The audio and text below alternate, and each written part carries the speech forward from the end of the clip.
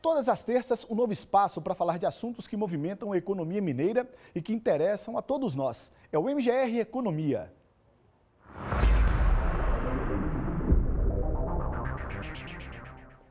O Plano Real completou 30 anos. Antes dele, os preços de produtos mudavam todos os dias nas prateleiras. Para dar conta da hiperinflação, na época as pessoas tinham que estocar alimentos. A vida do pobre era muito difícil.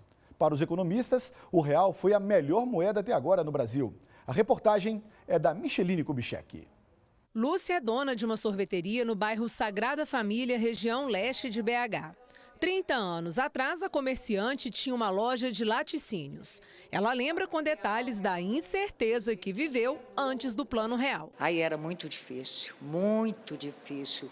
Eu tinha um comércio na época, você comprava mercadoria, vendia, na outra semana você já não conseguia repor mercadoria. Muita inflação, as coisas aumentavam toda hora, era por dia, não era por mês. Para ela, o real trouxe estabilidade.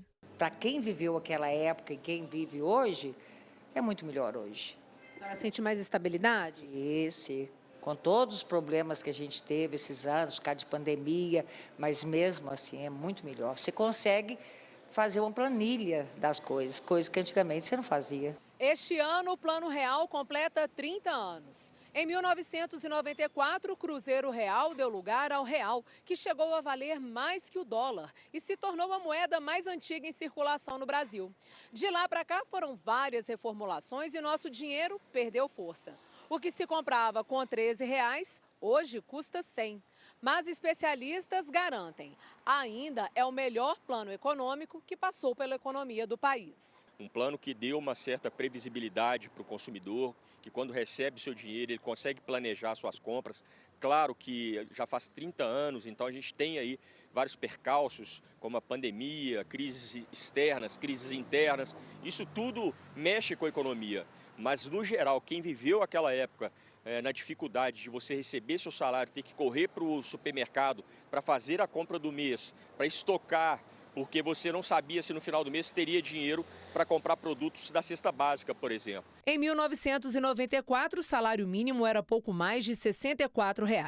Atualmente supera os 1.400, crescimento de mais de 2.000%. Mas se o salário aumentou, a inflação também cresceu nos últimos 30 anos. Quase 800%. O resultado, enfraquecimento do poder de compra do consumidor. Quando o salário mínimo era em torno de R$ 65, R$ 64, ele era um salário muito defasado.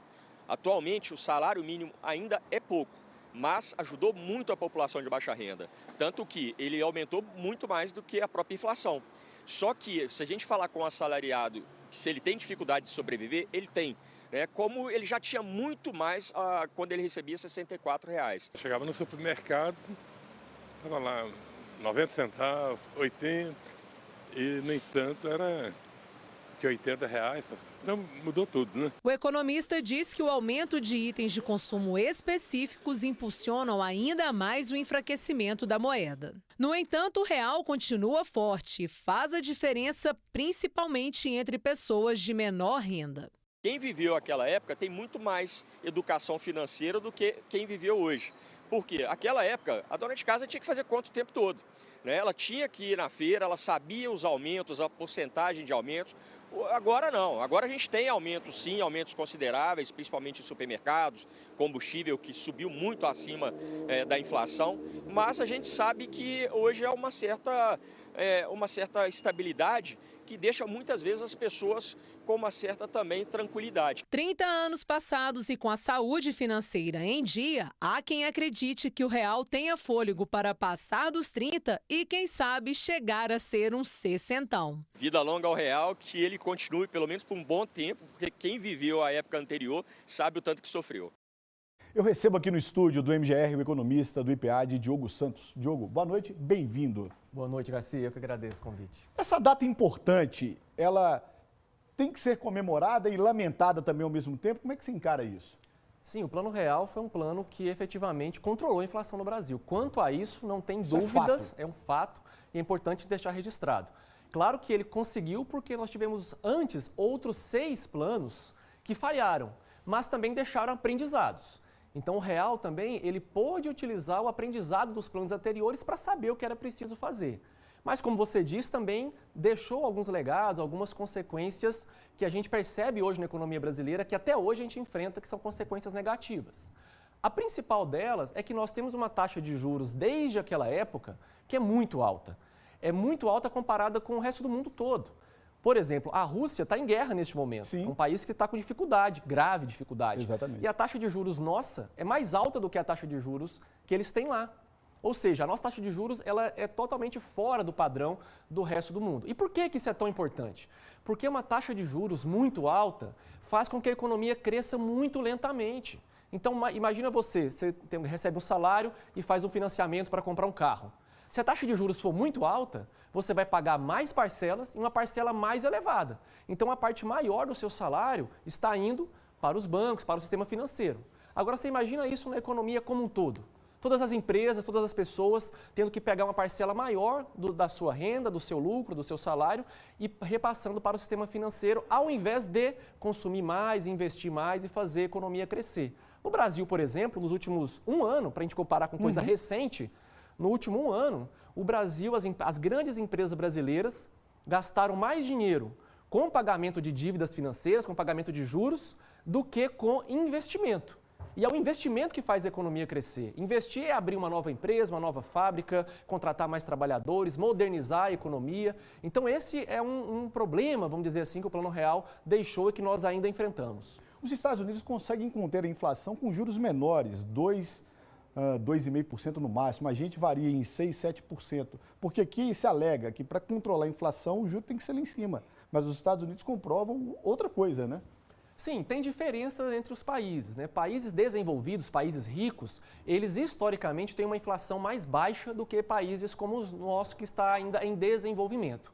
Então é normal que tenha uma inflação aqui um pouco mais alta. Mas o que você falou é importante a gente notar que a inflação nos Estados Unidos agora, que sempre foi um país com inflação muito baixa, é de 3,3%. A nossa no Brasil, com todos os nossos problemas, a nossa inflação é de 4%. Ou seja, ela é um pouquinho só acima da inflação dos Estados Unidos. Normalmente, essa diferença é muito maior. Então, eu diria que, por uma série de coisas que tem acontecido no mundo desde o período da pandemia, a inflação no Brasil está um pouco mais alta, mas nem se compara. Nós não estamos nem perto de viver uma possibilidade de uma inflação como aquela que a gente vivia antes do Plano Real.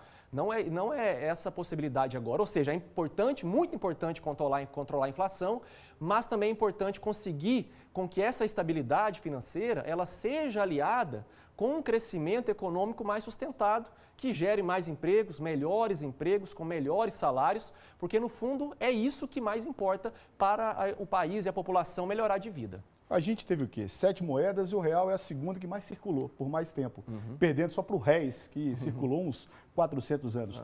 O real chega a completar 60 anos, por exemplo, dobrar... Eu diria que sim. Muita coisa mudou nesses últimos 30 anos, que não foi só no Brasil, foi no mundo de modo geral, que permitiu, inclusive, o sucesso do real. Várias coisas que efetivamente contribuíram para o real, como você estava comentando logo antes, o real valia tanto que o dólar chegou a ser R$1, $1. Um por um, é? Um por um. O frango, um quilo de frango era R$1. Exatamente. Isso só foi possível porque naquele período, ali no início dos anos 90, começou a voltar para o Brasil e para os países em desenvolvimento o dólar que estava no resto do mundo, o dólar dos países ricos. Nos anos 80 não tinha isso. Nenhum país rico estava colocando dinheiro em país subdesenvolvido naquela época. Então isso foi muito importante para o Plano Real dar certo.